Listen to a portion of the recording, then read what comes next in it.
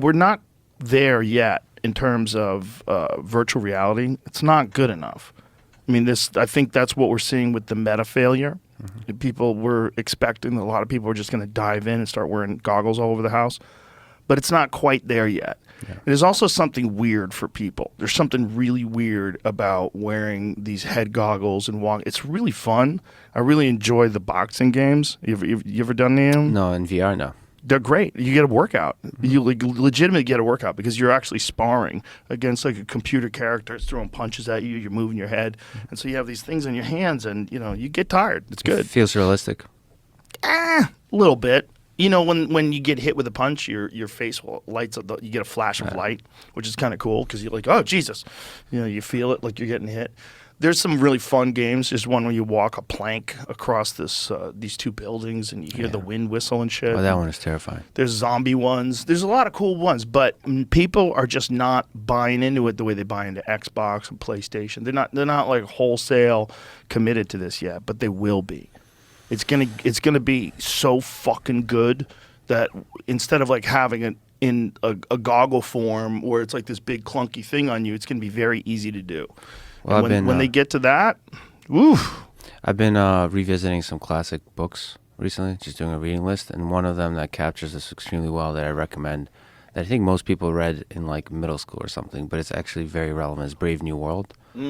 So a lot of people, including Jordan Peterson, worry about 1984, sort of a dystopia that represents a totalitarian state. But Brave New World there's no centralized government that's like dogmatically controlling everything, surveilling everything.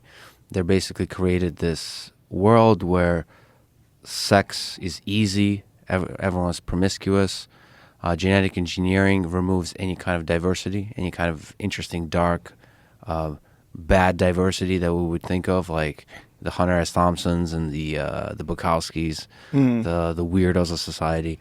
And then he gives you drugs, soma, it basically gives you pleasure whenever you want if you start feeling a little too shitty about your life. And that's actually closer to us, and it doesn't seem, the way he writes about it, it sounds bad. Like, we don't want that. But then you're like, you start to ask a question like, well, at which point would we realize it's bad? Because it's constantly, obviously we should do genetic engineering to remove any kind of like maladies that we have, any kind of diseases. It's like everything is an obvious step forward, but then the place you end up at, just like with sex, like, is it good to have artificial images of as many as you want? As much porn as you want, as much sex as you want, is that good? As much awesome stuff as you want, is that good? Is that what human flourishing looks like? Or do you want to have some constraints, some limitations, some finiteness of resources, some scarcity? Maybe that's actually fundamental for human happiness. Having too much of awesome stuff, maybe that destroys the possibility of real, meaningful, deep happiness. It certainly does. But I think the question really becomes, are we going to stay people? Because I don't think we are. I think we're moving in that general direction anyway. I think that probably is why we have this, it's almost inevitable if you have this addiction to cell phone issue, because everybody has that. If you have a cell phone and you're on your social media apps during the day and you're on YouTube, you're probably addicted, whether you realize it or not. And the number of hours that you put on those things is shocking. When you actually look at your screen time, you're like, 6 hours? I was on my phone for 6 hours? What the fuck did I do? And you'll try to rationalize it and justify it, but